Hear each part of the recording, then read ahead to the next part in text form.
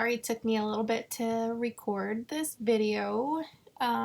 So to start off, this is the finished product before I popped it into Photoshop, where I just kind of cloned a few things out and cleaned up their skin and smoothed all that stuff.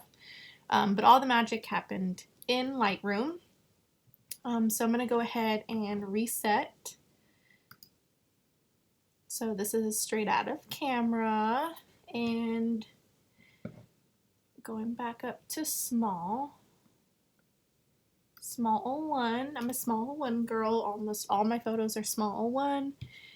And what I like to do first is go all the way down to the bottom and under effects right here and take away the grain. I don't like grain on my photos. I like the creamy and smooth. I do like a pretty heavy vignette, but just above under lens corrections, if you enable the profile corrections, it kind of takes that extra harsh vignette away. I just like to have a little bit, and then I go back to the top and start at the beginning. I like to warm up my photos. I have this around 11,000. I like super warm photos. I guess I could have even made it even warmer. They're a little green, so then I just added some magenta back in. And then my go-to process is I always take down highlights. I bring my contrast up. I love contrast. Contrast is your friend. Don't be afraid of it. I kind of left the rest of that alone.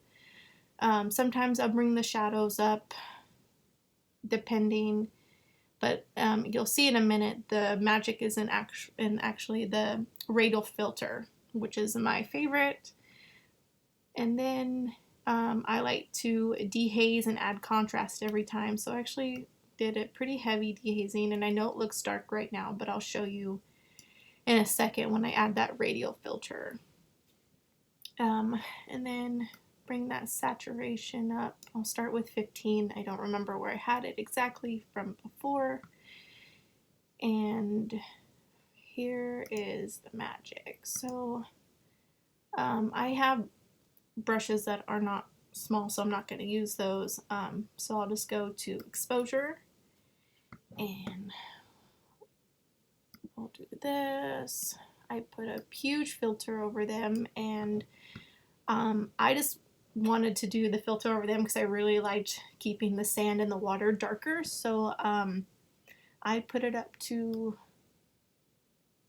about 134.34.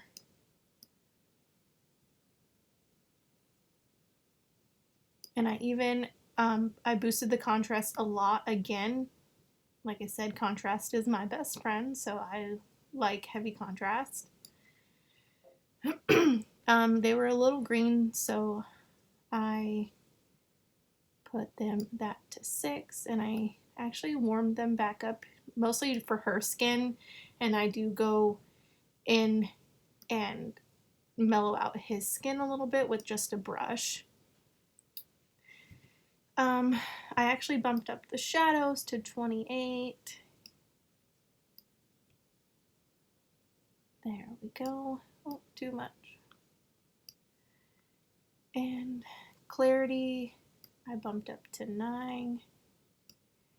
And I actually dehazed them again just to give them that really rich look. I love the dehaze slider. And that's it for that part. And that's pretty much all that I did. I just contrast, warmth, dehaze, and luminance in the noise reduction area under detail. I use that a lot, usually around 25, sometimes more, depending on how creamy I want their skin. I'll show you the difference between before and after. There we go. So this is back to 0. This was with no luminance. And this is with luminance, the noise reduction. I love this slider as well. It just makes them look so creamy and everything else.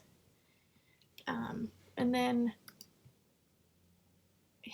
his skin is just so vibrant. So usually I'll take a saturation brush and I'll bring that down a little bit. He's really warm, so I will take that down and maybe even a little bit of exposure just to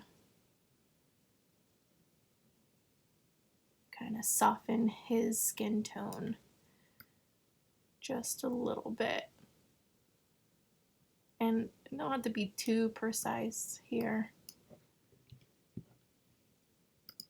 And that's pretty much it. And like I said, I popped it into Photoshop just to give, I got rid of like the spots on his shirt and any imperfections and fixed his sunglass tan, and then just went over with the smooth skin type action that I have created. And that's pretty much that. I mean, you could probably add even more contrast. I feel like you could bop that up to 40, maybe some more exposure, maybe even more warmth. I love extra warm photos. And that's pretty much it, guys. Just use those contrast, dehaze, and luminance sliders, and I promise you, you'll see your pictures come to life. And even don't be afraid of the saturation. I know SMAL takes that away, but if you want those bold colors, you're going to want to put that up. I don't really mess with the tone curve. I know people say that's where the matte can be taken away, but I feel like if you just bump that contrast, that kind of does the same thing. But yeah, guys, I hope you like this video and find it helpful.